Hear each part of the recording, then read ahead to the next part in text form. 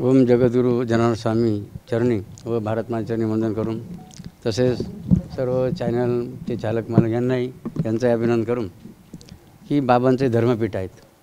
हे धर्मपीठ असल्यामुळे कोणत्याही व्यक्ती कोणत्याही पक्षाचा कोणत्याही समाजाचा या ठिकाणी त्यांच्या सदस्य येऊ शकतो.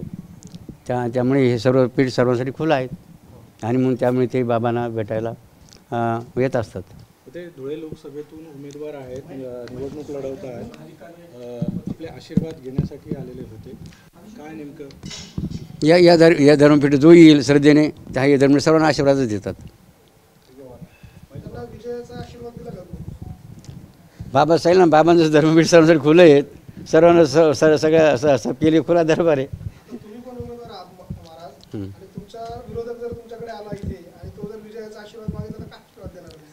ऐका ना, तर बाबाचं धर्मपीठाचं कामच आहेत. कुणी येऊ, शत्रू येऊ का मित्र का वैर येऊ, त्यांना आशीर्वादच द्यायचं काम आहे. ज्याच्या ज्याच्या श्रद्धेभक्तीनुसार त्याला पुढचं फळ मिळत असतं. महाराज जे भांबरे आले होते, त्यांचा बराचसा मतदारसंघ आपल्या जिल्ह्यामध्ये आहे जिथे आपले शिष्यगण आहेत, भक्तगण आहेत. तर त्यांनी तशी मदत तुमच्याकडे काय मागितली आणि आपल्याकडे तशी काय मदत केली जाणार? आणि आतापर्यंत नेहमी आमचे भक्त परिवार जे आमच्या विचाराचे असतील त्याप्रमाणे त्यांना ते त्यांच्या पाठीशी राहत असतात. आणखीन एक भांबरे साहेब हे भाजपचे मोठे नेते आहेत. आपणही नाशिकमधून निवडणूक लढवत आहात. त्यांच्याबरोबर भाजपच्या पाठिंब्याविषयी काही आपलं बोलणं झालंय का? या संदर्भामध्ये आमची कमिटी या ठिकाणी विचार करीत आहेत. नाही, या संदर्भात काही चर्चा झाली नाही. आपण पण इथून निवडणूक लढवत आहात. आपल्याकडनं भाजपला पाठिंबा देण्यासंदर्भात काही बोलणं झालंय?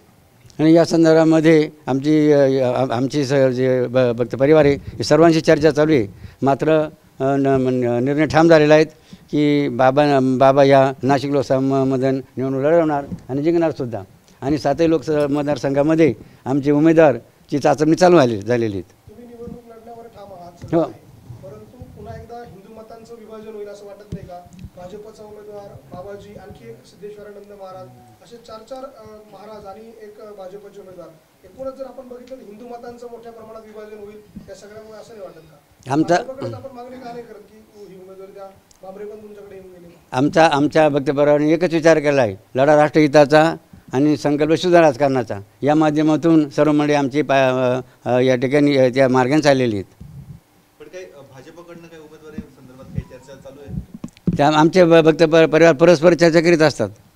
हो, बाबापर्यंत तसं काय अजून काही रिझल्ट आलेला नाही.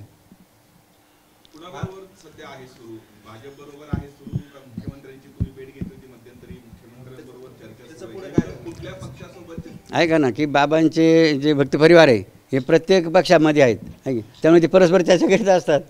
आपण मुख्यमंत्री साहेबांची भेट घेतली होती, 2-3 दिवसांनी पुन्हा जाणार होता, तर ती भेट झाली का? नाही, नंतरची भेट नाही झाली बाबांची स्वतः. आणि का नाही झाली आता? ते आमचं ती कमिटी ठरवणार त्या संदर्भामध्ये.